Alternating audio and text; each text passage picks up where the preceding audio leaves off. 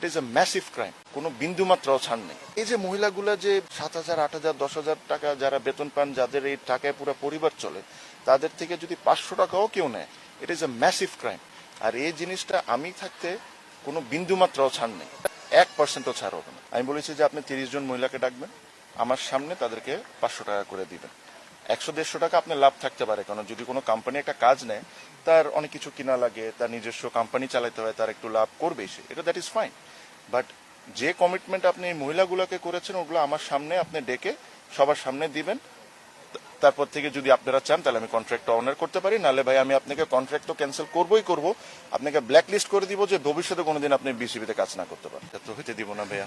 আর দ্বিতীয় কথা হলো, উনি হলো থার্ড পার্টি থেকে ফোর্থ পার্টি। থার্ড পার্টি তো দেওয়ার কথা, দিচ্ছে হলো ফোর্থ পার্টি, যেটার বিষয়ে আমরা কিছুই জানি না, উইচ ইজ ভেরি শকিং। মানে এখানে আসলে এই যে আমাদের যে খালাম্মারা যারা আছেন, যারা আমাদের মাঠটাকে পরিষ্কার রাখেন বা ড্রেসিং রুমকে আমাদের ওই এনভায়রনমেন্টটা ক্রিয়েট করে দেন যেরকম আমরা যাই বসে দেখতে পারি, তাদের সাথেও কিন্তু আমি তাদেরকে আমার রুমে ডেকে সিইও সাহেব আর ফাইন্যান্সের যে হেড, ওনাদেরকে নিয়ে আমি তাদের সাথে বসেছি। আমি জিজ্ঞেস করেছি যে কোন জায়গায় কারাপশন হচ্ছে। মজার বিষয়টা শুনলে আপনারা অবাক হবেন, খুবই সামান্য বিষয়, কিন্তু আমার জন্য এগুলো খুব ইম্পর্টেন্ট।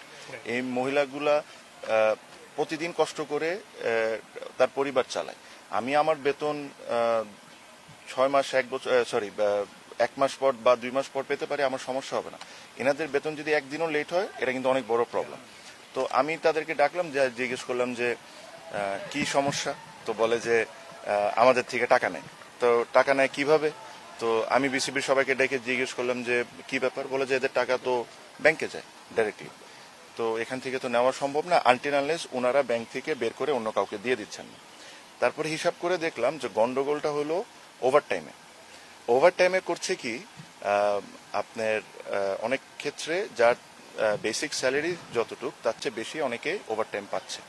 তো ওভারটাইম লিস্ট যখন আমি আর আমার সিইও প্লাস ফাইন্যান্স বসে দেখলাম যে কিছু কিছু মহিলা হলো 28 ঘন্টা, 25 ঘন্টা, 32 ঘন্টা, 36 ঘন্টা, আর কিছু কিছু দেখতেছি 90 ঘন্টা, 92 ঘন্টা, 80 ঘন্টা, 85 ঘন্টা। তো আমি বুঝলাম যে কাহিনী আছে এখানে, যে 3-4 জন মহিলা বসেছিল, আমি তাদেরকে নাম জিজ্ঞেস করলাম, তারা তো কমপ্লেন নিয়ে এসেছেন। তো তাদের নাম যখন বলে তখন দেখি তাদের লিস্ট হলো 25 ঘন্টা, 28 ঘন্টা। মানে তাদের সাথে আন্ডারস্ট্যান্ডিং হয়নি ওই বিসিবির ওই ব্যক্তির। হ্যাঁ, তো যাদের সাথে আন্ডারস্ট্যান্ডিং হয়েছে তাদের কি ওভারটাইমটা নেয়, ওদের অ্যাকাউন্টেই যায়, কিন্তু ওখান থেকে বের করে আবার ওই মহিলাগুলা ওই লোকটারে দিয়ে দিচ্ছে। তো এই প্রত্যেকটা জিনিস আমি মানে খুবই স্ট্রংলি মনিটর করছি। আর আমি মানে হয়তোবা আপনারা দেখছেন যে অনেক বদল টদল হচ্ছে ইন্টারনালি, এগুলা করার আমি পুরোপুরিভাবে চেষ্টা করছি। বিকজ আমার কাছে মনে হয় যে দেখেন, একটা বড় কারাপশন যখন হয়, এটা নিয়ে আপনি সময় পাবেন, কথা বলতে পারবেন, তদন্ত কমিটি করতে পারবেন, অনেক কিছু নিয়ে ইভেনচুয়ালি ধরতে পারবেন। বাট এই যে মহিলাগুলা যে যারা ধরেন 7,000, 8,000, 10,000 টাকা যারা বেতন পান, যাদের এই টাকায় পুরো পরিবার চলে, তাদের থেকে যদি 500 টাকাও কেউ নেয়, it is a massive crime. আর এই জিনিসটা আমি থাকতে কোনো বিন্দুমাত্রাও ছাড় নেই, 1%ও ছাড় হবে না।